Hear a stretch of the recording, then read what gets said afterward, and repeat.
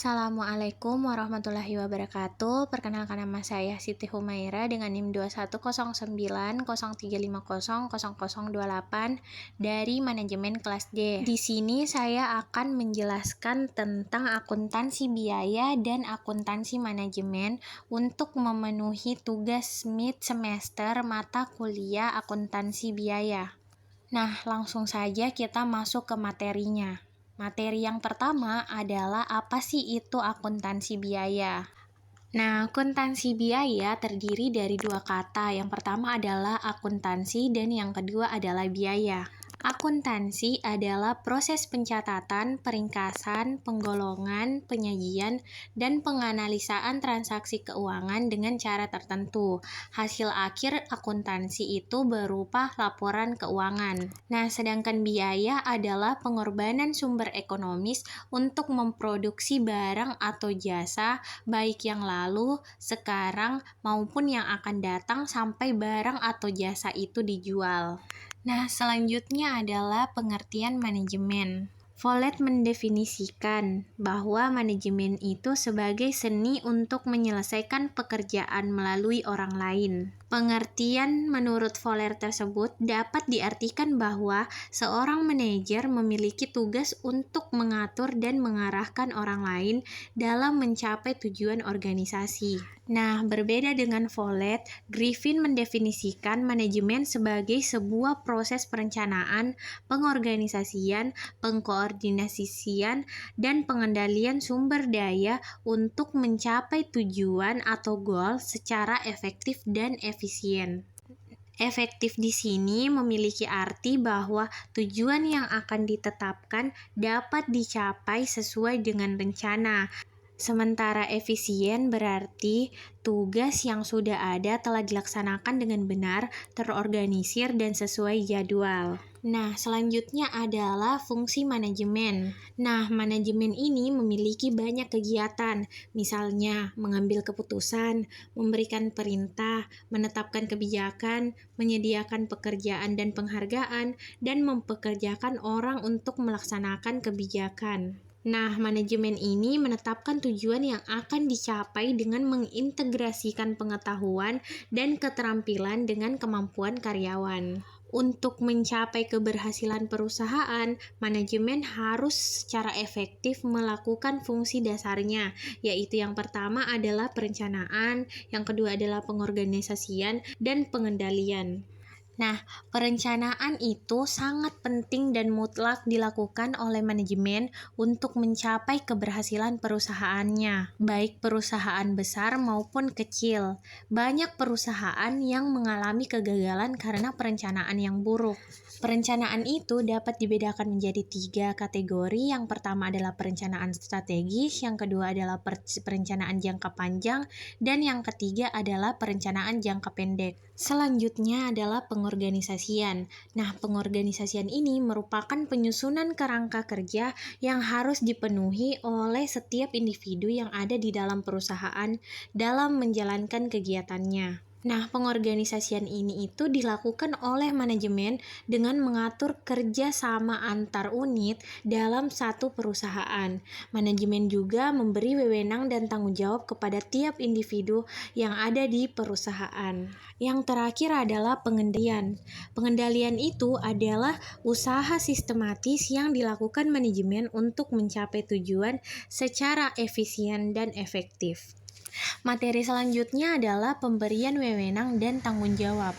Wewenang adalah suatu kekuatan memerintah orang lain untuk melakukan atau tidak melakukan sesuatu, sedangkan tanggung jawab adalah sangat erat kaitannya dengan wewenang. Tanggung jawab itu menunjukkan hubungan antara atasan dan bawahan. Tanggung jawab terbesar terletak pada manajer puncak. Kegagalan suatu usaha bukan terletak pada karyawan, tetapi terletak pada puncak pimpinannya, karena yang mempunyai wewenang terbesar adalah manajer puncak. Nah, setiap karyawan itu dilengkapi dengan wewenang untuk melakukan pekerjaan dan setiap wewenang melekat atau diikuti pertanggungjawaban. Wewenang dan tanggung jawabnya itu harus seimbang.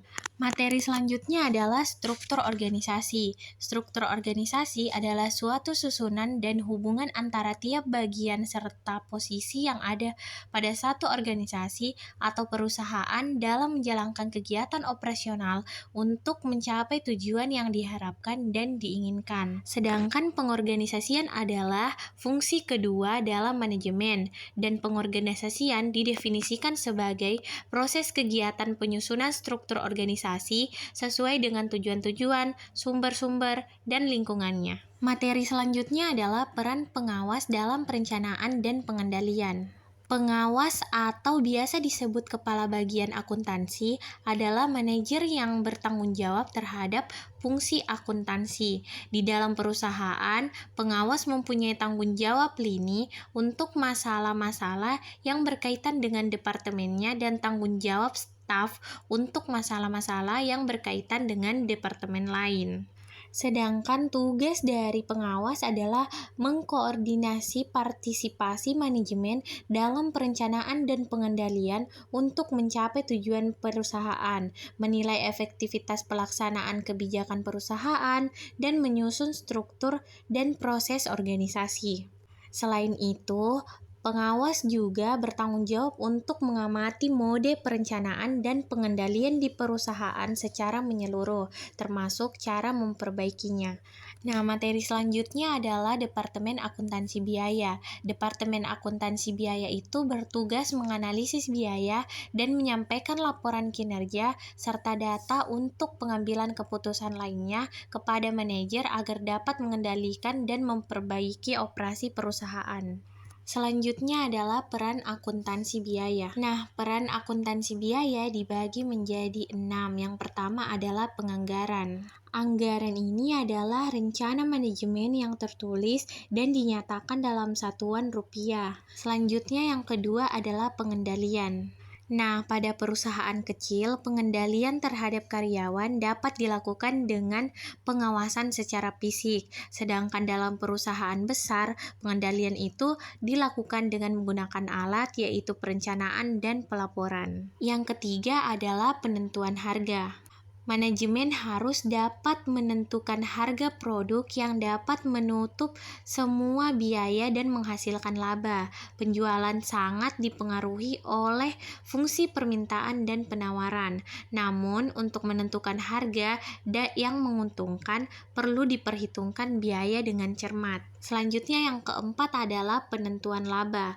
Akuntansi biaya digunakan untuk menghitung harga pokok penjualan dalam satu periode. Harga pokok penjualan kemudian akan dibandingkan dengan pendapatan untuk menghitung laba. Nah, biaya dan laba dapat dilaporkan ke perbagian perusahaan atau perusahaan-perusahaan secara keseluruhan. Yang kelima adalah pemilihan alternatif. Nah, akuntansi biaya menyediakan informasi berbagai pendapatan dan biaya yang berasal dari berbagai kegiatan. Dengan informasi ini, manajemen dapat membuat keputusan jangka pendek dan jangka panjang untuk memasuki pasar baru, mengembangkan produk baru, menghentikan produk, membeli atau membuat sendiri komponen produk, serta membeli atau menyewa suatu aktiva. Dan yang terakhir adalah akuntansi biaya dan teknologi manufaktur.